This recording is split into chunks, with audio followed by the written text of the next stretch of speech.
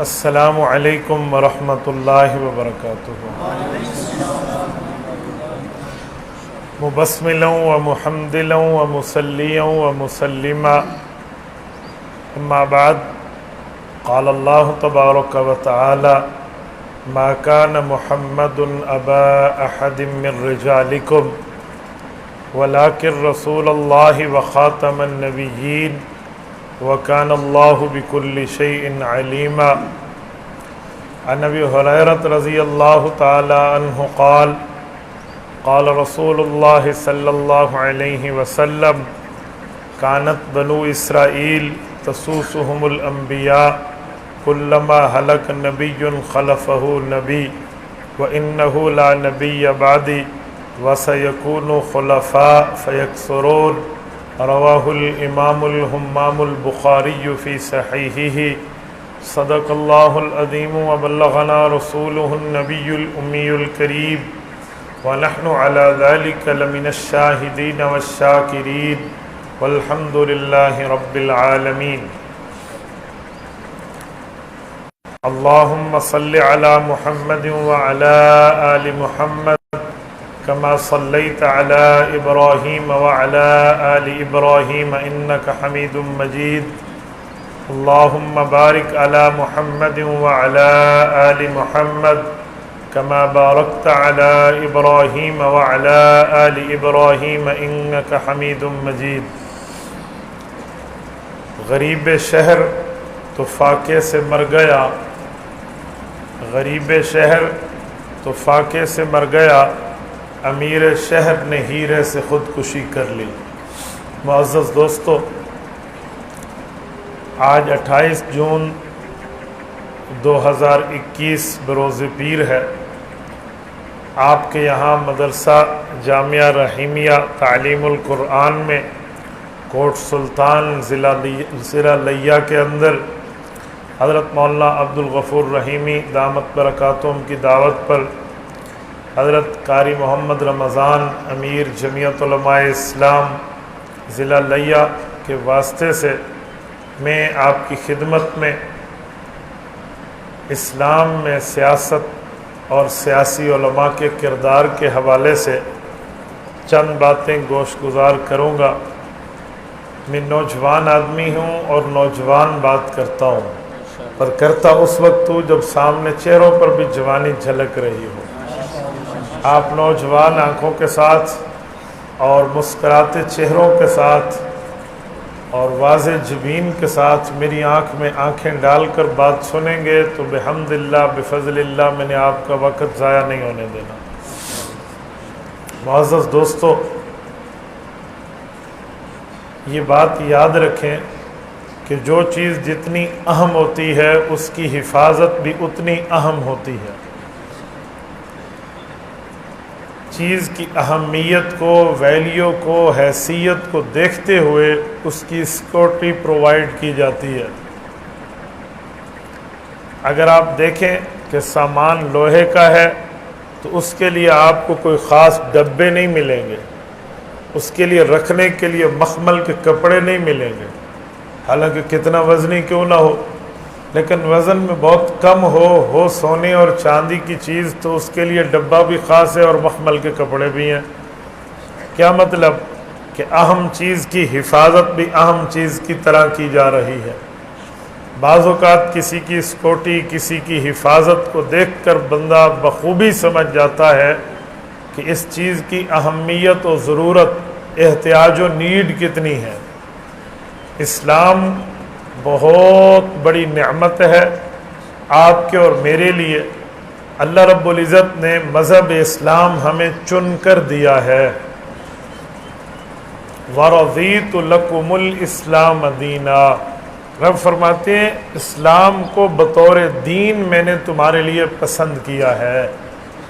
خالق جل مجدہ وعلا ہمارے دلوں کے بھیدوں سے بھی واقف ہے، ہمارے جان کی قوتوں سے بھی واقف ہے، ہمارے نیت کے ارادوں سے بھی واقف ہے۔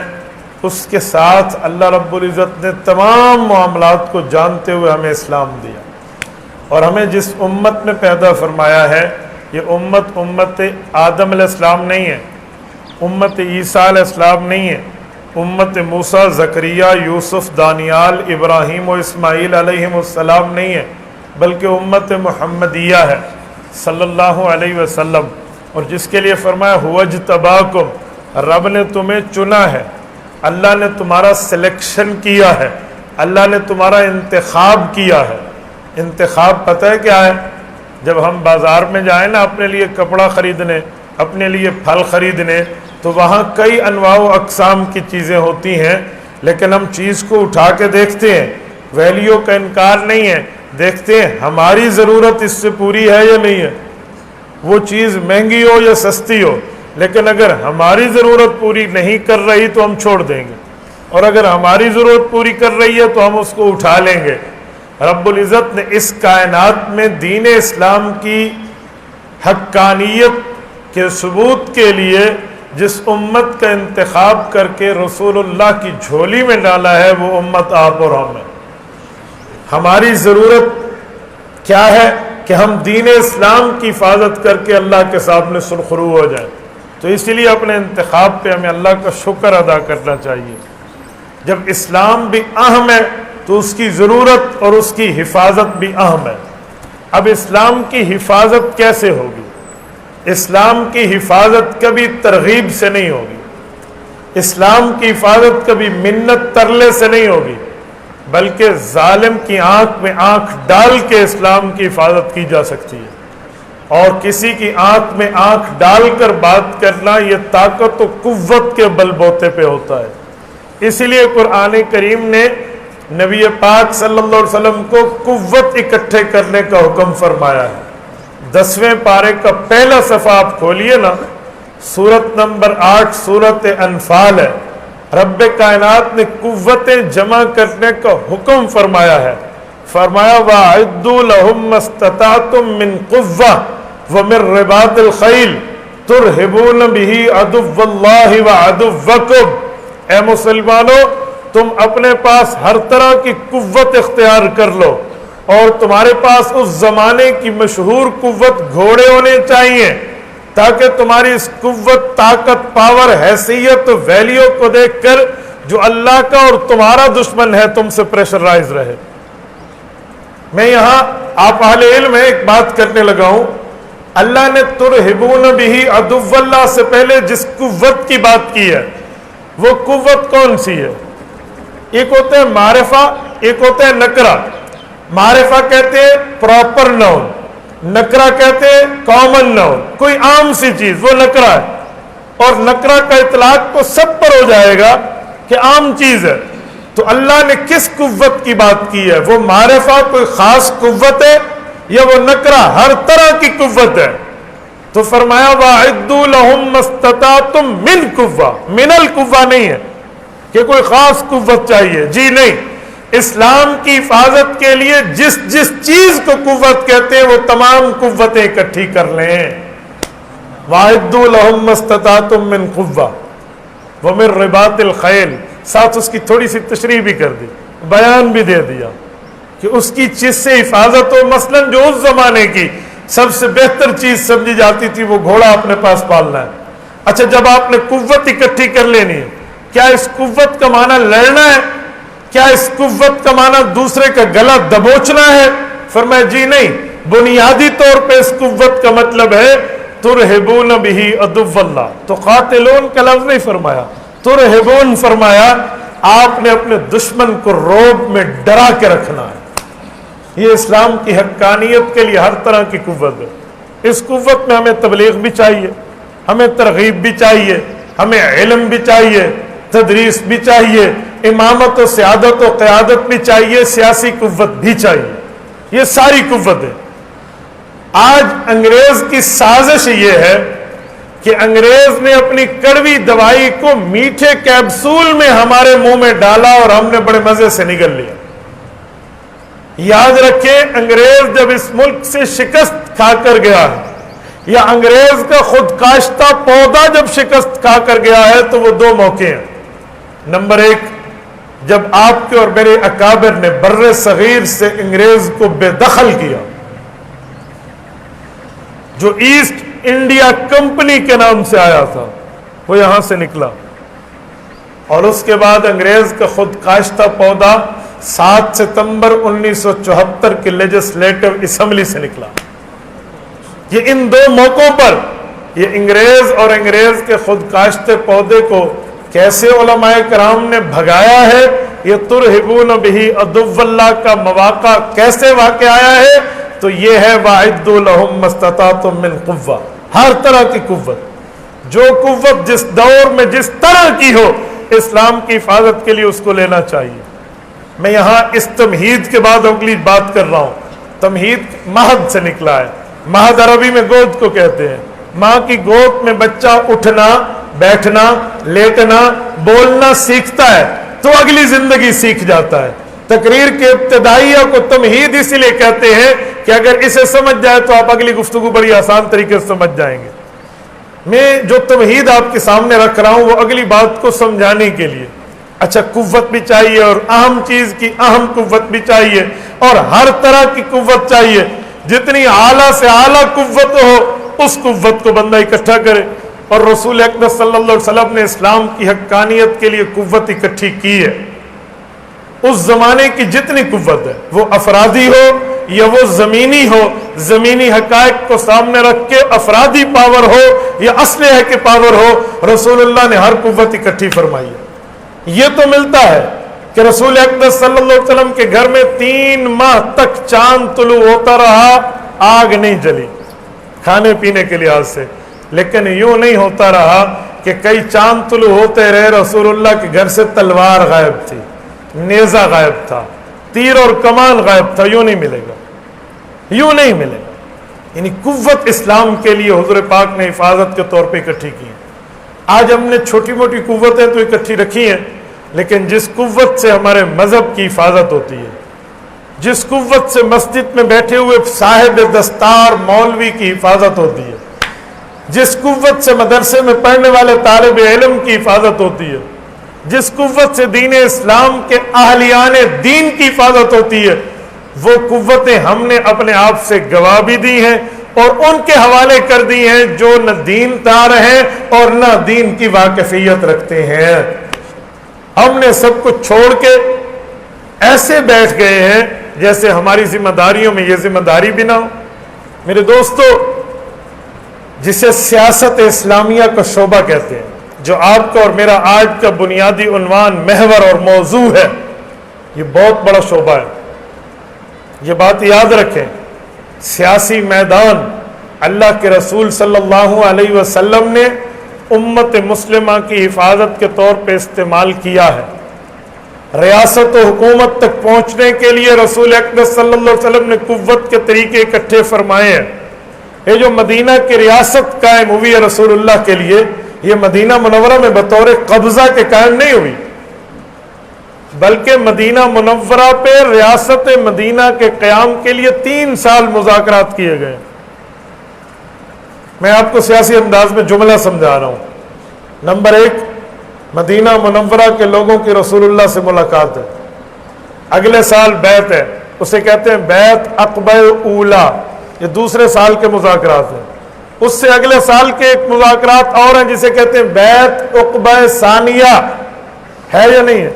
یہ 3 سال کے مذاکرات کے بعد مدینہ کی ریاست مارا سے وجود میں آئی ہے۔ تو ہم تو اس کو نظر انداز کر دیتے ہیں، یہ ویسے ہی آئے تھے، ویسے ہی گئے تھے۔ جب مدینہ منورہ میں رسول اللہ صلی اللہ علیہ وسلم نے میثاق فرمایا ہے، معاہدہ فرمایا ہے، آپ مجھے بتائیں کہ جب مدینہ کے غیر مسلموں سے رسول اللہ کا معاہدہ ہوا ہے جس میں یہودی بھی شامل ہیں، کیا مدینہ میں رہ کے ان سے جنگ ہوئی ہے؟ وہ تو خیبر میں جا کے ہوئی جب معاہدہ ٹوٹا۔ مدینہ منورہ کے تو معاملات میثاق کے برقرار رہے۔ اس سے پتہ چلا سیاسی قوت کے حصول بھی ہیں اور اپنے اہداف بھی ہیں۔ رسول اللہ صلی اللہ علیہ وسلم نے تو انہیں اختیار فرمایا، اور اللہ کے رسول نے پھر زبانی طور پہ بھی جملہ ارشاد فرمایا۔ صحیح بخاری کتاب الانبیاء باب بدء الخلق، اور ایک باب ذکر بنی اسرائیل، حضرت ابو ہریرہ کی روایت ہے۔ اسی سے کم 1-2 الفاظ ملتی جلتی روایت صحیح مسلم میں بھی موجود ہے۔ فرمایا یاد رکھیں یہ سیاست انبیاء کرام کا وتیرہ رہا، ایک نبی فوت ہوتا تو وہ نبی بھی فوت ہوتا، سیاستدان بھی فوت ہوتا، تو اللہ اگلا نبی بھی بھیجتے، سیاست دان بھی بھیجتے۔ فرمایا میں آخری نبی ہوں، میرے بعد نیا نبی پیدا نہیں ہوگا، میرے بعد میرے خلفاء آئیں گے اور کثرت سے آئیں گے۔ یہ حدیث پاک موجود ہے۔ آپ مجھے بتائیں ان سیاسی خلفاء میں ہمیں اپنا شمار نہیں کرانا چاہیے؟ آج ہم نے علمی خلافت کو تو ہم نے سمجھ لیا، مجھے عوام سے نہیں، پہلے اہل علم سے گلا ہے کہ ہم نے صرف دین کو مسجد تک سمجھا ہے، ہم نے صرف دین کو ممبر تک سمجھا ہے، ہم نے صرف دین کو مدرسے تک سمجھا ہے۔ جی میرے بھائی یوں نہیں ہے، عملی میدان میں ہمارے اکابر نے یہ ترتیب اختیار کی ہے اور کر کے دکھائی ہے، تو ہم اس قوت کو اکٹھا کرنے کے لیے آگے کیوں نہیں آ سکتے؟ ہمارا کردار ہونا چاہیے۔ ہمارے اس معاملے میں سب سے پہلے خود اپنے اندر سمجھ بوجھ ہونی چاہیے۔ کیوں؟ جب تک دعوت دینے والے کے اپنے اندر دعوت پر شرح صدر نہیں ہوگا، اس کی بات میں حیثیت نہیں بنے گی۔ حضرت موسیٰ علیہ السلام نے جو رب العزت سے دعا فرمائی، رب اشرح لی صدری، لفظی ترجمہ تو کر لیتے اللہ میرے سینے کو کھول دے۔ کیا مطلب؟ کس سینے کے سوراخ کے بند کی بات کی جا رہی ہے؟ کوئی نعوذ باللہ کوئی سینے کا وال بند ہے؟ رب اشرح لی صدری، شرح صدر سے کیا مراد ہے؟ اے اللہ مجھے میری دعوت پر یقین اور میری دعوت کو میرے اوپر کھول دے۔ داعی پر خود اپنی دعوت نہ کھولے تو اس کی دعوت میں اثر ہی نہیں ہے۔ تو پہلی چیز یہ مانگی۔ نمبر 2، ویسر لی امری، میرے لیے میرے کام آسان کر۔ کون سے کام تھے موسیٰ علیہ السلام کے؟ کوئی دفتر کی ڈیوٹی دیتے تھے، کوئی ان کی نوکریاں تھیں، کیا تھے؟ ویسر لی امری کیا ہے؟ وہ امور کیا ہے جن کی تیسیر اور آسانی کے لیے حضرت موسیٰ علیہ السلام دعا فرما رہے ہیں؟ تو ویسر لی امری کا مطلب موجودہ دور میں سمجھانے کے لیے ایک جملہ کہتا ہوں، اللہ مجھے میری دعوت عوام تک پہنچانے کے اسباب دے دے۔ یہ ہے ویسر لی امری، اللہ مجھے اسباب دے دے۔ وَحْلُلْ عُقْدَةً مِّن لِّسَانِي، توجہ رکھنا، اے اللہ میری زبان سے گرہ کو کھول دے۔ کیا مطلب؟ اللہ مجھے میری عوام سے گفتگو کرنے کے لیے عوامی لہجہ عطا فرما، عوامی لب و لہجہ دے دے۔ کلم الناس علی قدر عقولہم، صحیح بخاری کتاب العلم کی روایت حضرت ابو ہریرہ فرماتے ہیں اللہ کے رسول نے فرمایا مخاطب کو دیکھ کے اس کے ذہن کے مطابق بات کرنا سیکھو۔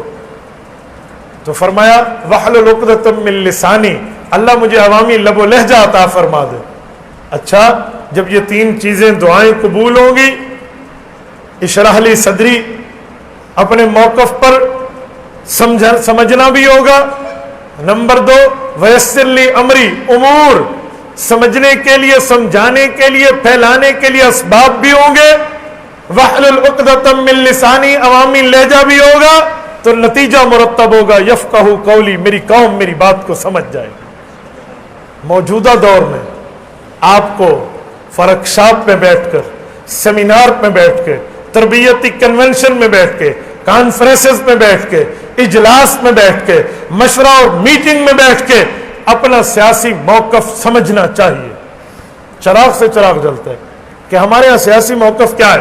ہم تو سمجھتے ہیں کسی خان نے سیاست کرنی ہے، وڈیرے نے کرنی ہے، سرمایہ دار نے کرنی ہے، جاگیردار نے کرنی ہے۔ غریب سے غریب تر ہوتا چلا جائے گا، امیر امیر سے امیر تر ہوتا چلا جائے گا۔ جیسے میں نے شروع میں شعر پڑھ کے کہا کہ غریب شہر تو فاقے سے مر گیا اور امیر شہر نے ہیرے سے خودکشی کر لی۔ خودکشی کرنی تھی تو 10 روپے کی چھری سے کر لیتا، مرنا تو تھا، اس نے اپنے آپ کو ہیرا مار دیا۔ بھئی یہ ہیرا بکتا تو کتنے غریبوں کے گھرانے پل جاتے۔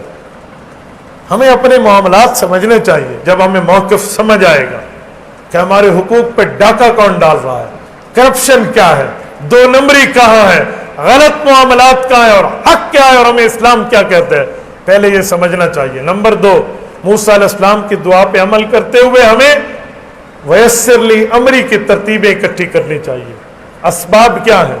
موجودہ دور کے اسباب۔ ہم ایک جمہوری ملک میں بیٹھے ہیں، ڈیموکریٹک کنٹری میں بیٹھے ہیں، یہاں ضرورت ہے الیکشن کے ذریعے اسمبلی تک پہنچ کے اپنی آواز پہنچانا، یہاں ضرورت ہے وہاں تک ارباب اختیار تک پہنچ کے اپنی دعوت کو پہنچانا۔ تو ہمیں یہ طرز اختیار کرنا چاہیے، اور جو وہاں پہنچ گیا، جو نہیں پہنچ سکا اس نے اس کی کمر کو مضبوط کرنا ہے جو وہاں پہنچا ہے، اس کی آواز وہاں اور اس کی آواز باہر، یہ دونوں آوازیں مل کر ایک مشترکہ بیانیہ بنے گا۔ یہ اس موقف کو یوں قائم کرے گا موجودہ اسباب میں ایک سبب کیمراز بھی ہیں، ایک سبب موبائلز بھی ہے، ایک سبب انٹرنیٹ بھی ہے کہ آپ ایک جگہ بیٹھ کر اپنی دعوت کو کئی جگہ پہنچا سکتے ہیں۔ یہ اس پہ جو بات سوال ہوگا کہ حضرت یہ کیا معاملہ، مجھ سے ایک شخص نے ایک بار پوچھا ہے کہ مولانا یہ تصویر کھنچوا کے دین کے کام کا کیا مطلب ہے؟ یہ آپ مولوی اور باقی سیاسی مولوی اور فلاں یہ تو کیمرہ بڑے شوق سے استعمال کر رہے ہیں۔ میں نے کہا شوق سے نہیں، ضرورت سے۔ آپ دین پھیلاتے ہیں؟ کہتے جی ہاں۔ ماشاءاللہ وہ تبلیغی جماعت میں 7 ماہ لگا کر آئے تھے، تو اللہ نے ہمیں بھی سعادت دی ہے، بہت اچھی بات ہے، دین کا ایک اہم شعبہ ہے، ہمیں سنبھالنا چاہیے۔ تو میں نے کہا کہ میرے بھائی جب آپ دعوت کے لیے گئے تھے کہاں گئے؟ کہتے ہیں میں جزیرۃ القمر گیا، افریقہ میں۔ بالکل ٹھیک، تو آپ تصویر کے ساتھ گئے تھے بغیر تصویر کے؟ تھوڑا ہنسے۔ میں نے کہا نہیں، مجھے میرا جواب فرما دیں، کیا آپ نے تصویر کھنچوائی تھی؟ کہتے جی ہاں۔ میں نے کہا وہ تصویر پرنٹ تھی یا ڈیجیٹل تھی؟ ڈیجیٹل تو کیمرے کی ہے نا جو اس میں رہے، اس میں تو اختلاف ہے، آدھے کہتے ہیں حلال ہے، آدھے کہتے ہیں حرام ہے، لیکن پرنٹ کو تو سب حرام کہتے ہیں۔ تو آپ نے مشترکہ متفق علیہ حرام تصویر کھنچوائی کیوں؟ کہتے ہیں مولانا وہ بغیر کلمے کے مر رہے ہیں، ان تک دعوت دین دینے۔ میں نے کہا میرے بھائی آپ اللہ کے دربار میں کل قیامت میں کہنا میرے مولا میرا تو جی چاہتا تھا میں کلمہ پہنچاؤں، لیکن وہ لوگ حرام کام کے ذریعے مجھے بلاتے تھے تو میں نے حرام کام اختیار نہیں کیا، میں نہیں گیا۔ مجھے کہا مولانا یہ بات نہیں ہے، چھوٹا حرام کر کے بڑا فائدہ میں نے حاصل کر لیا، اس پر استغفار کیا کہ میں مجبور ہوں۔ میں نے کہا میرے بھائی آپ کے پاس وقت بھی تھا، آپ کے پاس دولت بھی تھی، آپ کے پاس سہولت بھی تھی، آپ وہاں پہنچے ہیں۔ میرے پاس نہ اتنا وقت ہے، نہ اتنی دولت ہے، نہ اتنے میرے پاس اوقات ہے، میں نے ایک آلات کو خرید کے یہاں بیٹھ کے اپنی دعوت وہاں پہنچائی ہے۔ کام آپ نے بھی کیا ہے، کام ہم نے بھی کیا۔ تو اس دعوت کو سمجھنا چاہیے، اس دعوت کو آگے بتانا چاہیے۔ تو وَحْلُلْ عُقْدَةً مِّن لِّسَانِي سے پہلے کیا ہے؟ وَيَسِّرْ لِي أَمْرِي، اسباب اختیار کریں۔ اس نے سبب اختیار کیا، وہ وہاں پہنچا اسمبلی میں، اور آپ نے اس کی دعوت کو پوری دنیا میں اپنی آئیڈیز کے ذریعے پھیلا دیا۔ یہ وَيَسِّرْ لِي أَمْرِي کے امور میں آپ شامل ہیں۔ اور اس کے بعد جب آپ کس سے گفتگو کریں تو گفتگو میں اگر کوئی بندہ تاجر ہے تو اسے تاجرانہ انداز سے سمجھائیں، اگر کوئی بندہ مولوی ہے اسے مولویانہ طریقے سے سمجھائیں، کوئی عوام میں عامی آدمی ہے، سادہ بندہ ہے، نیوٹرل مین، آپ اسے اس کے انداز میں سمجھائیے، آپ اسے بتائیے۔ سامنے والا سیاست تسلیم کرتا ہے تو بتائیے، سیاست کا منکر ہے تو بتائیے۔ وَحْلُلْ عُقْدَةً مِّن لِّسَانِي، آپ کو عوامی لب و لہجہ ہونا چاہیے کہ میں نے کس جگہ بیٹھ کے کس طرز پہ کس عنوان پہ میں نے بات کرنی ہے۔ جب یہ ہوگا یفقہ قولی، آپ کی دعوت دنیا میں پھیلے گی۔ آج ہم تربیتی کنونشن میں جمع ہیں تو ہمیں یہ باتیں پہلے خود سمجھنی چاہیے کہ ہم کیا ہیں، ہم آگے پھیلا کیا رہے ہیں۔ نہیں، اسی پر ایک بات مزید کرتا ہوں، جب ہم یہ سمجھیں گے کہ ذمہ داری ہماری ہے ہم پھر عوام کو سمجھا پائیں گے۔ اب یہ ذمہ داری ہماری کیسے ہے، میں اس پر چھوٹی چھوٹی باتیں عرض کیے دیتا ہوں۔ رسول اللہ صلی اللہ علیہ وسلم نے فرمایا میں آخری نبی ہوں، میرے بعد میرے وارث آئیں گے۔ حضور کا وارث نماز میں مصلی امامت پہ ٹھہرتا ہے، سارے پیچھے ہم اللہ اکبر کرتے ہیں، کیوں؟ وہ حضور کا وارث ہے۔ ممبر پہ بیٹھ کے ہمیں نماز پڑھاتا ہے، ہم وہاں مولوی ہی کو آنے دیتے ہیں، غیر مولوی کو برداشت نہیں کرتے، کیوں؟ حضور کی وراثت ہے۔ نکاح کے موقع پہ خطبہ حضور کے وارث سے پڑھواتے ہیں، ایجاب و قبول اس سے کرواتے ہیں۔ طلاق کے موقع پہ فتویٰ حضور کے وارث سے لیتے ہیں کہ یہاں نائب رسول آئے گا جو عالم ہے۔ تراویح میں حضور کے وارث کو ٹھہراتے ہیں۔ لیکن جب بات آتی ہے سیاست کی، بات آتی ہے الیکشن کی، بات آتی ہے ووٹ اور سپورٹ کی، تو ہم اس میدان کو کھلا چھوڑ دیتے ہیں کسی غیر عالم کے لیے، غیر دیندار کے لیے، جس کا تعلق دین سے نہیں ہے، اور ہم یہ جملہ کہہ دیتے ہیں جی ہمارا کیا کام ہے، یہ تو ایک فضول جگہ ہے، ادھر دینداروں کا کیا کام ہے، وہ جانے اور یہ جانے۔ اگر کل کوئی اس طرح وڈیرا آ کر، بے دین آ کر آپ کے مصلی پہ چڑھ جائے، نماز میں پڑھاؤں گا، آپ پڑھانے دیں گے؟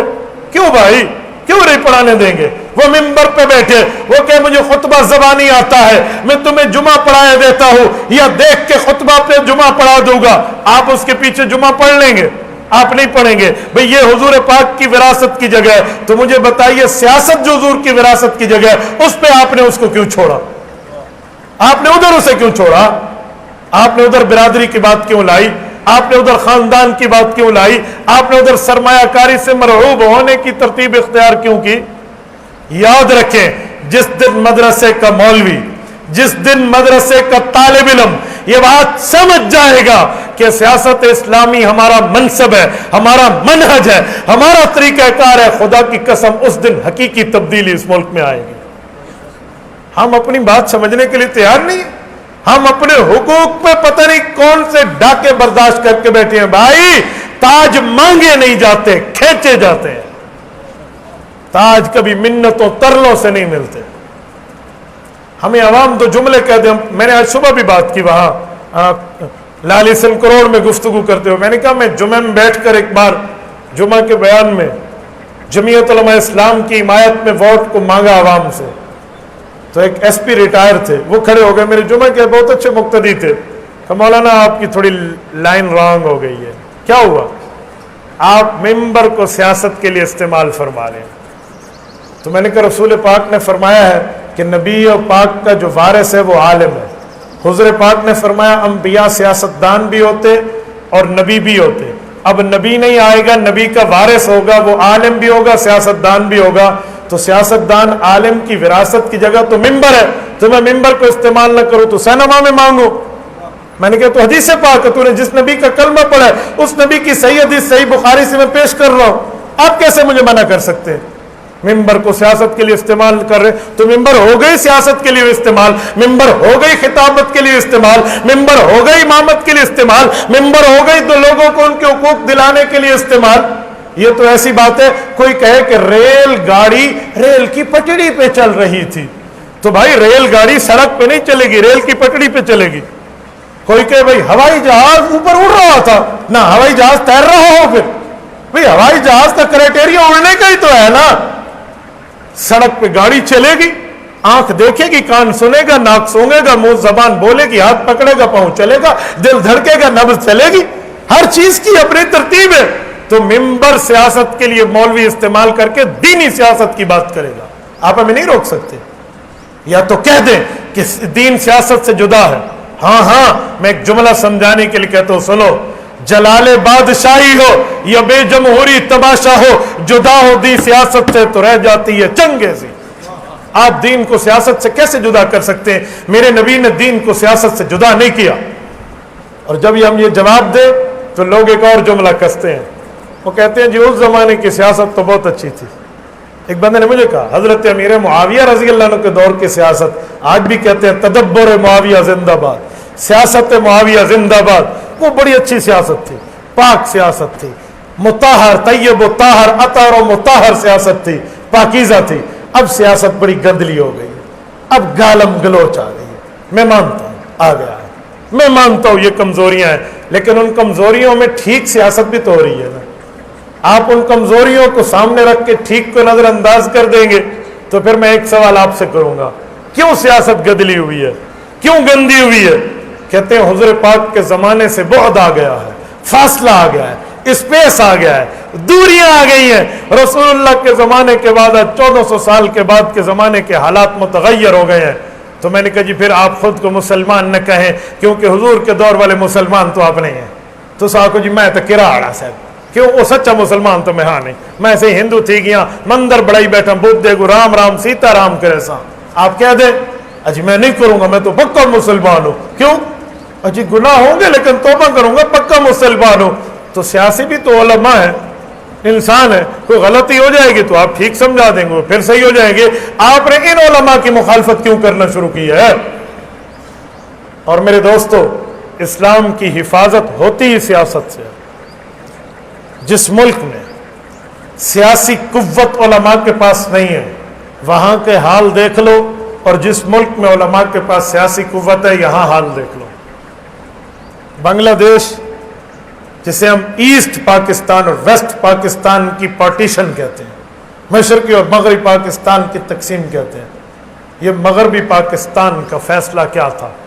وہ علیحدہ ہوئے، الگ ہو گئے، علیحدہ ایک اسٹیٹ بن گیا۔ اب بنگلہ دیش میں علماء کی سیاست نہیں ہے، بتائیں مجھے وہاں کے علماء کے حالات کیا ہیں؟ چھوڑیے دبئی چلے جائیے، یونائٹڈ اسٹیٹ چلے جائیے، آپ عرب امارات کے معاملات دیکھ لیجئے، اسلامی لوگ ہیں، مساجد بھری ہوئی ہیں، بہترین آذان آتی ہے، بہترین اوقات نماز ہے، ہم سے زیادہ فیسیلیٹیڈ ان کی مساجد ہیں، بڑے سہولیات ہیں، لیکن ممبر پہ 2 جملے مولوی دین کے کر کے تو بتائے حکومت وقت کی مخالفت میں، کر کے تو دکھائے، چل ٹل ڈیتھ ٹو دا ہینگنگ، پھانسی نہ لگا دے تو پھر کہنا۔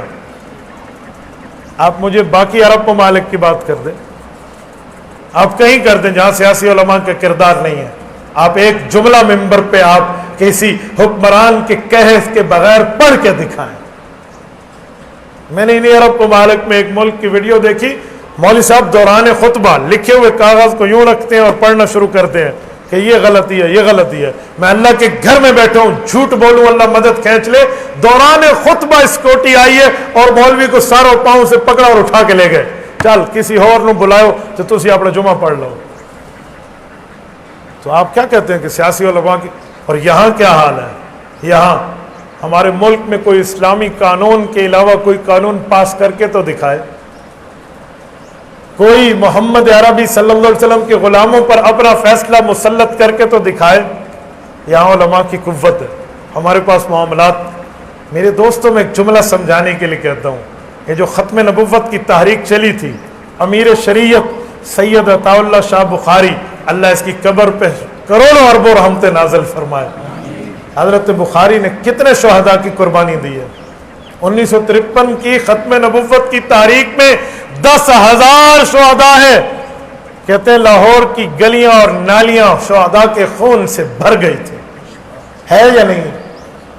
لیکن جب اس ملک میں علماء کو سیاسی قوت ملی ہے، 10 بندے بھی شہید نہیں ہوئے، اور قائد ملت اسلامیہ حضرت مولانا مفتی محمود رحمۃ اللہ علیہ کی قیادت میں مسلمانوں کے تمام مسالک نے جمع ہو کر مرزا قادیانی کی دم پہ وہ پاؤں رکھا کہ آج ملک پاکستان میں وہ غیر مسلم ڈکلیئر ہو چکا ہے۔ یہ سیاسی قوت کا فائدہ ہے۔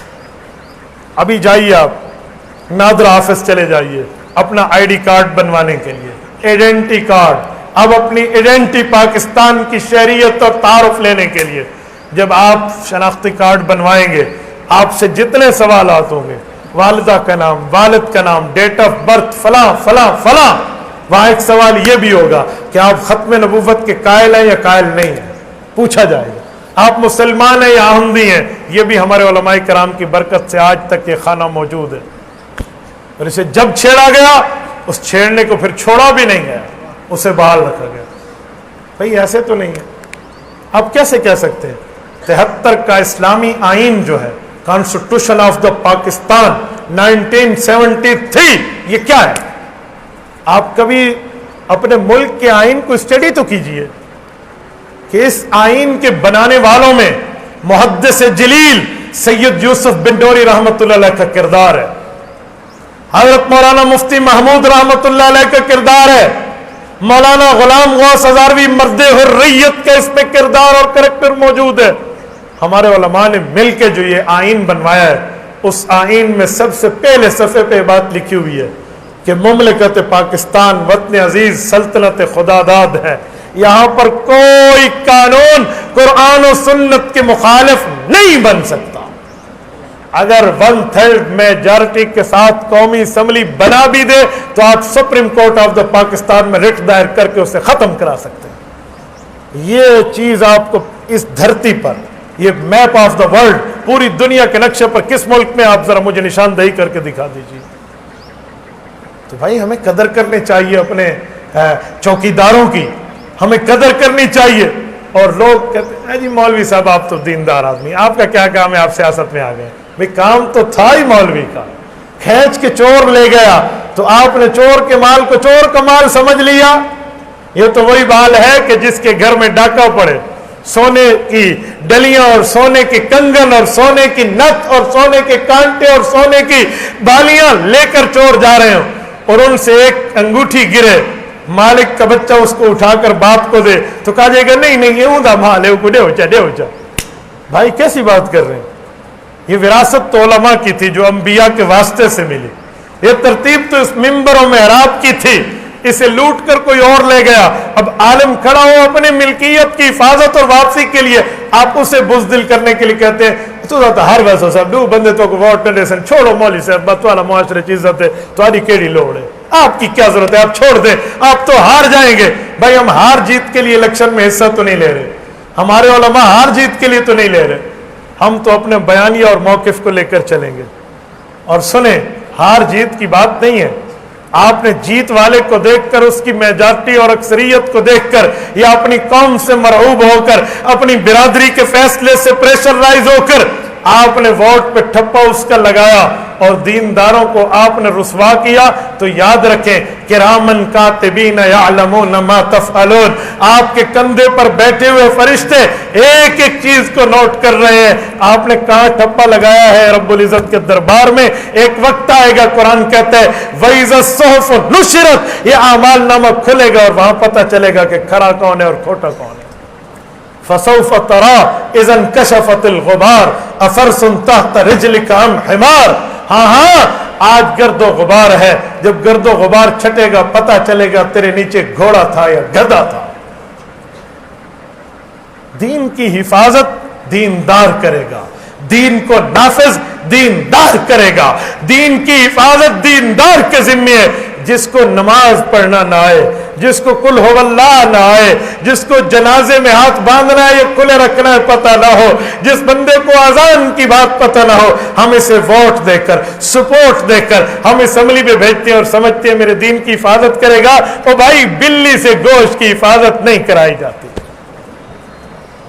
کیسی بات کر اور جب ہمارے علماء کردار ادا کر کے وہاں تک پہنچتے ہیں اور پہنچ کے کام کرتے ہیں تو پھر ٹانگیں کھینچنا شروع کر دیتے ہیں اجی مولویاں ہون تک کی تک ہے کیڑا کشمیر فتح چکیتا ہے تو سا کیڑا چکیتا ہے آپ بتا دیں بھئی مولویوں نے کیا کیا ہے مولویوں نے تو بہت کچھ کیا جو میں بتا رہا ہوں تیرے ایمان پر پہرا دیا انہوں نے ہاں وہ اتنی حیثیت لے کر نہیں گئے کہ وہ کوئی آئین سازی میں قانون سازی میں پہنچ کر کردار ادا کرتے لیکن جتنی قوت لے گئے اگر اسلام کے خلاف کوئی حرکت ہوئی تو یہ صد سکندری بن جاتے ہیں ہاں ہم بھی اپنے علماء کو اس وقت پکڑیں گے کہ تمہارے پاس قوت تھی تم نے کیوں نہیں کیا ابھی تک تو ان کے پاس وہ قوت نہیں ہے جسے آئین ساز ادارہ کہتے ہیں ابھی جتنی قوت ہے اتنی قوت پر یہ پہرہ داری تو کر رہے ہیں کراچی میں میرا ایک جگہ بیان ہوا تو وہاں کے ایک بندے نے مجھے کہا تمہارے مولوی صاحب نے کیا کیا اب تک اسمبلی میں کون سے اسلام نافذ کیا میں نے کہا تو نے اس مولوی صاحب جس پر اعتراض کر رہا ہے قائد ملت اسلامیہ پر تو نے مولانا کو ووٹ کتنے دیے تو نے تو ایک بھی نہیں دیا نہ اپنی پارٹی کا نہ اپنے خاندان کا نہ اپنے قبیلے کا نہ اپنی برادری کا نہ اپنی قوم کا نہ اپنے دوستوں کا نہ کسی کو کہا نہ بیانیہ پیدا کیا نہ تو عوام میں گیا تو ہم سے کہتا ہے تو ہم سے پوچھتے کیا کیا جی ہاں یہ تو وہی بات ہے کسی نے کہا جی روزہ رکھ لو انہوں نے کہا میں بیمار ہوں مجھ سے روزہ نہیں رکھا جاتا کہا تلاوت قرآن کے لیے کہا جی مجھ سے تلاوت نہیں ہوتی کہا اچھا تراویحوں میں کہا اتنا لمبا میں ٹھہر بھی نہیں سکتا جب افطاری کا وقت آیا تو آ کر بیٹھ گیا انہوں نے کہا اب کیوں آیا میں ایڈا کرا آڑی نہ ہوں افطاری دیتا آ بس نا اتنا جھوٹا میں بھی نہیں ہے چلو افطاری میں مجھے شامل کر لے بھئی تو پکی پکائی پہ ہمارے ساماج میں ان نے کیا کیا بھائی چاقو دے کر جنگل نہیں کٹوایا جاتا جتنی قوت دی ہے اتنی ان نے کردار ادا کر دی آپ 300 350 ایم این اے میں 6 ایم این اے دے کے مولانا کو بھیجیں اور ان سے پوچھیں جنہیں آپ نے کام کیا کیا سبحان اللہ چاقو دے کے آنکھوں ملی سب جنگل کتنا کپ ہے وے نہ منہ نہ متھا تو جن پہاڑوں لتھا بھیڑاں دے کن بکریاں کو تو بکریاں دے کن بھیڑا گلا کیسا خوش تھے کھڑوتے ہیں بھئی یوں نہیں ہوگا ہمیں پوری کی پوری ووٹ اور سپورٹ کے ساتھ چلنا ہوگا اور ہمیں ترتیب میں آپ پنجاب کے لوگوں کو ایک بات کرتا ہوں یقین مانے جس مسئلے پر پنجاب جاگا ہے نا اس مسئلے پر پورا پاکستان جاگا ہے آپ کو چاہیے آپ اپنے بڑے بھائی ہونے کے ناطے باقی صوبوں کے حساب سے اپنا کردار ادا کیجیے عوام میں اور معاشرے میں جا کر اور علماء پر لگے ہوئے الزامات کا تدارک کیجیے علماء پر لگے ہوئے الزامات کی وضاحت کیجیے اور بتائیے کہ دین کی بات ہے کیا دین کا معاملہ ہے کیا دین کی چوکی داری کیا ہے اور دین کی تابع داری کیا ہے نعرہ تکبیر تاجدار ختم نبوت جمعیت علماء اسلام قائد پنجاب مولانا صفی اللہ صاحب کر سے بھی دیو کر سے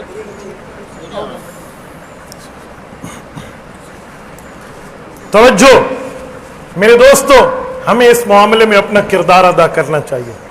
اور ایک بات کرتا ہوں, اپنی قیادت پر اعتماد کرنا سیکھو, علماء پر اعتماد کرنا سیکھیں, نہ کہ اغیار کے پراپیگنڈے میں آ کر بات کیجیے. جب قادیانی ملک میں کافر اقلیت قرار آئے اور یہاں سے گئے تو وہ ایک بیانیہ دے کر گئے ہیں, اور اس بیانیے کو آج ہم دین سمجھ کے بیان کر رہے ہوتے ہیں. ہمارے نوجوانوں کو پتہ نہیں ہے کہ یہ موقف کس کا ہے. ایک شخص, میں مانسیرا کی بات کر رہا ہوں, مجھ سے ایک دوست نے پوچھا, مولانا ہم عالم کی قدر کرتے ہیں, ہمیں نماز پڑھاتا ہے, ہمارا پیش امام ہے, ہمیں جمعہ پڑھاتا ہے, ہمارا خطیب ہے, ہمیں مسئلے بتاتا ہے, ہم مبلغ کی قدر کرتے ہیں, تبلیغ سمجھاتا ہے, ہم مدرس کی قدر کرتے ہیں, وہ ہمیں مدرسہ پڑھاتا ہے, ہم معلم کی قدر کرتے ہیں, ہمیں تعلیم اور قرآن سمجھاتا ہے, اور ہم پیر شیخ اور مدرسے خانقاہ کی قدر کرتے ہیں, ہمیں دین سمجھاتا ہے. ہم سیاسی مولوی کو مولوی ماننے کے لیے تیار نہیں ہیں, باقی سارے مولوی ٹھیک ہیں. میں نے اسے کہا, میرے بھائی یہ سوچ کس کی ہے کہ مدرسے کا مولوی سچا, خانقاہ کا پیر سچا, مدرسے کا اور مسجد کا قاری صاحب سچا, لیکن سیاسی سچا نہیں ہے. یہ سوچ کس کی ہے؟ کہتے نہیں سیاسیوں میں کرپشن. میں نے کہا ایک منٹ, یہ سوچ کس کی ہے آپ کو پتہ ہے؟ یہ موقف کس کا ہے؟ یہ بیانیہ کس نے ترتیب دیا ہے؟ میں نے کہا اس وقت جب سارے علماء سیاسی علماء کی پشت پہ ٹھہرے اور قائد ملت اسلامیہ مولانا مفتی محمود رحمۃ اللہ علیہ نے 7 ستمبر 1974 کو حکومت وقت سے منوایا, 13 دن کی اسمبلی میں قادیانیوں سے بحث کر کے کہ یہ غیر مسلم اقلیت ہیں, ان کا معاملہ یہ کیا جائے. جب ان کو یہاں سے بھگایا جا رہا تھا تو جاتے ہوئے اس نے ایک اصول دیا, ڈیوائڈ اینڈ رول, انہیں تقسیم کرو اور اپنا الو سیدھا کرو. تو اس نے کہا تبلیغی مولوی تو بہت اچھا, مدرسے والا تو بہت اچھا, خانقاہ والا تو بہت اچھا, مسجد کا امام تو بہت اچھا, جامع مسجد کا خطیب تو بہت اچھا, سیاسی ٹھیک نہیں ہے. بھائی جس طرح اسے سیاسی علماء سے چوٹ پڑی ہے, اسے نفرت مسجد کے مولوی سے بھی ہے, مسجد کے خطیب سے بھی ہے, مدرسے کے معلم سے بھی ہے, لیکن وہ تمہیں تقسیم کر کے مارنا چاہتا ہے, وہ تمہیں تقسیم کر رہا ہے. میں سمجھانے کے لیے ایک مثال دیتا ہوں. کہتے ہیں شیر چاہتا تھا کہ میں اس گائے کو کھا لوں, لیکن وہ گائے کے گوشت کو ترس گیا کہ 3 گائے تھی, ایک سفید, ایک پیلی اور ایک کالی سرخ, تینوں کا آپس میں اتحاد و اتفاق تھا, اکٹھے نکلتی آتی اور جاتی, تو شیر کھا نہ سکتا. شیر نے ڈیوائڈ اینڈ رول پہ عمل کیا. وہ آیا سفید اور پیلی گائے کے پاس کہ میں نے سنا ہے یہ کالی گائے کہتی ہے فلاں ہے فلاں ہے, یہ چٹی منہ پھٹی, اس طرح کی باتیں ادھر ادھر کے کان بھرے اس گائے کے, تمہارے خلاف یوں کہتی ہے. جب کان بھر دیے, یاد رکھنا زہر منہ میں گھول دیا جائے تو نکالنا ممکن ہے, جب کان میں گھول دیا جاتا ہے تو اکثر ناممکن ہو جاتا ہے. تو گھول دیا, تو ان دونوں نے آپس میں اتفاق کر کے کہا ہمارے ساتھ رہ کے ہمارا کھاتی ہے, ہمارے خلاف گاتی ہے, کھا جاؤ اس کو. تو شیر آیا, اس کالی گائے کو کھا گیا. وہ چیختی چلاتی رہی, لیکن یہ اس کے قریب نہ گئے, لگا رونے دو, ہمارے خلاف بولے گا مزہ آئے گا اس کو. 2-4 دن گزرے, وہ سفید کے پاس کہا میں علیحدہ میٹنگ کے لیے آیا ہوں, خفیہ مشورہ ہے. کہ جی وہ کیا؟ کہ یہ جو پیلی ہے نا, یہ لوگوں کو بتا رہی ہے کہ جو سفید گائے ہے یہ ہماری کالی گائے کی قاتل ہے, یہ اس کے ہاتھ میں تیرا راز ہے. یہ بھی اسی ڈگر پہ چل پڑی ہے. وہ اب خوش ہونے لگی کہ شیر کے ساتھ میرے تعلقات میں بہتری آ رہی ہے, میرے تعلقات اپر لیول کلاس پر بڑھ رہے ہیں. لیکن اسے بھی کھا جا. وہ اسے بھی کھا گیا. آخری باری اس کی آئی تو وہ ببانگے دو لایا کہ اب تمہیں پکڑوں گا, تو وہ اس کا بھی کچھ نہ بچا آخر میں سفید کا. یہ کہتے ہیں ڈیوائڈ اینڈ رول. ہمیں آپس میں تقسیم کر کے ہماری اجتماعی قوت کو توڑ کے یہی کام وہ لیے جا رہے ہیں ہماری عوام سے, اور ہم یہ کام کیا جا رہے ہیں. نہ بابا, اپنی قیادت پر اعتماد کرنا سیکھو. ڈرائیور جو چلا رہا ہے اسے پتہ ہے کدھر اسپیڈ تیز کرنی ہے, کدھر آہستہ کرنی ہے. جو سواری پیچھے سوئی ہوئی ہے وہ نیند سے اٹھ کے یہ نہیں بتا سکتی کہ آپ کی اسپیڈ ایسی ہے اور آپ کی ایسے ہے. بھئی اپنے قیادت پر اعتماد کرنا سیکھے, پھر بنے گا. کارکن کا جذبہ اور قیادت کی پالیسی کا فرق ہمیں رسالت مآب کی زندگی سے ملتا ہے. صلح حدیبیہ کے موقع پہ حضرت عمر رضی اللہ عنہ نے جب صلح کے شرائط دیکھے تھے تو اللہ کے رسول کی خدمت میں عرض کیا تھا اقتلانا فی الجنہ وقتلاہم فی النار, ہمارے شہداء جنتی اور ان کے مردار جہنمی نہیں ہیں. فرمایا جی ہاں. تو کہا پھر ہم ان سے صلح کر رہے ہیں ان کی شرائط مان رہے ہیں کہ کارکن کا جذبہ تھا، لیکن رسول اللہ نے صلح کی ہے، یہ قیادت کی پالیسی تھی، اور جب کارکن کا جذبہ قیادت کی پالیسی کے تابع ہوا تو ابھی مکہ سے باہر نہیں نکلے۔ رب العزت نے آیت اتار دی، اِنَّا فَتَحْنَا لَكَ فَتْحًا مُبِينًا لِيَغْفِرَ لَكَ اللَّهُ مَا تَقَدَّمَ مِنْ ذَنبِكَ وَمَا تَأَخَّرَ۔ فرمایا پیغمبر آپ نے صرف صلح حدیبیہ نہیں کی، یہ ایک فتح مبین لے کر آپ لوٹ رہے ہیں۔ جب قیادت کے پالیسی کو نافذ کر کے کارکن کا جذبہ اس کے تحت چلے گا تو پھر وہ فتح مبین کی شکل اختیار کرے گا۔ لیکن آج ہم اپنی قیادت کو مجبور کر رہے ہیں، یوں کر لیں جی یوں کر لیں، ہماری زبان میں کہتے ہیں یہ سکھیں دے ہے، یہ ہمارے بھائی ہمیں چاہیے ہم اپنے بڑوں اور ہمارے بڑوں کا دامن وہ قیادت کا ایسے ثقافت اور دیانت سے صاف ہے کہ دشمن بھی اس کا اقرار کر رہا ہے۔ متنبی کا شعر ہے نا، وَمَلِيحَةٌ شَهِدَتْ بِهَا ذَرَّاتُهَا وَالْفَضْلُ مَا شَهِدَتْ بِهِ الْأَعْدَاءُ کہ جس سوکن کی سوکنیں تعریف کر دے، اس کا مطلب ہے وہ سب سے خوبصورت ہے، کہ جب دشمن بھی صحیح بول جائے تو اس کا مطلب ہے کہ بات ٹھیک ہو رہی ہے۔ بھائی ہماری علماء کی قیادت پر سب سے بڑی مخالفت موجودہ حکومت سے ہے، لیکن آج تک 1 روپے کی کرپشن ثابت نہیں کر سکے۔ وقت کے 3 بار کے وزیر اعظم کو تم نے کٹہرے میں ٹھہرا دیا، وقت کے صدور کو پکڑ کے بٹھا دیا۔ ایک مدرسے کی مولوی کی حیثیت اتنی صاف ہے کہ اس پر ایک دھیلے کی کرپشن ثابت نہیں کی جا رہی۔ اس سے بڑھ کے شہادت اس دور میں آپ کیا لیں گے؟ اس جیسے دور میں کہ جب بڑوں کی گردنیں جھک جائیں، وہاں ہماری قیادت وہاں ایسی ٹھہری ہو جیسے حدیث پاک میں اگر وہاں دیکھیں نا کہ پاؤں اکھڑ بھی جائیں تو رسول اللہ کا اعلان ہوتا تھا، انا النبی لا کذب انا ابن عبد المطلب، میں عبد المطلب کا بیٹا ہوں، جھوٹا نہیں ہوں، میں اللہ کا نبی ہوں۔ آج اپنے بھی کچھ ساتھ چھوڑ جائیں، کچھ گڑبڑ میں ادھر ادھر والے بھی ہٹ جائیں، کچھ بولنے بھی لگ جائیں، اس کے باوجود بھی ہماری قیادت ایسے ٹھہرے جیسے ٹھہرنے کا حق ہو، اور اخلاص، للہیت، تقوی اور امن کے ساتھ۔ مولانا آزادی مارچ کا قافلہ کراچی سے لے کر اسلام آباد آئے ہیں۔ آپ 1947 سے لے کر 2020 تک جتنے دھرنے اور ریلیاں ہوئی ہیں وہ سب ایک طرف اور ہمارا اس لاکھوں کا مجمع ایک طرف، کوئی دھرنا آپ کو ایسا نہیں ملے گا جس میں اموال کے نقصان نہ ہوئے ہو، جس میں لوگوں کے کاروبار کا نقصان نہ ہو۔ یہ کراچی تو اسلام آباد گئے ہیں، ایک دکان کا شیشہ نہیں ٹوٹا، ایک گملہ نہیں ٹوٹا، کسی جگہ میٹرو اور ایمبولینس کو بلاک نہیں کیا گیا، ہر جگہ راستہ مل رہا تھا۔ یہ کم پرامن ہے، کم نظم ہے علماء کی۔ تو اس لیے ہمیں چاہیے کہ ہم اپنے علماء پر اعتماد بھی کریں، سیاست اسلامی کو وراثت نبوی سمجھتے ہوئے علماء کی خدمت میں اپنے کردار کو ادا کریں گے انشاءاللہ، سب ساتھی کریں گے، جذبے کے ساتھ کریں گے اور آگے حضرات تک پھیلا کر کریں گے۔ آپ مسجد میں بیٹھے ہاتھ کھڑا کر کے میری تائید کیجئے، آپ دین اسلام کے نفاذ کے لیے نکلیں گے، اپنی قیادت پر اعتماد کریں گے، دین اسلام کی نفاذ کے لیے اپنا کردار ادا کریں گے، علماء کا ساتھ دیں گے۔ اللہ تعالیٰ آپ کو جزائے خیر عطا فرمائے۔ اقول قولی ھذا واستغفر اللہ وآخر دعوانا ان الحمد للہ۔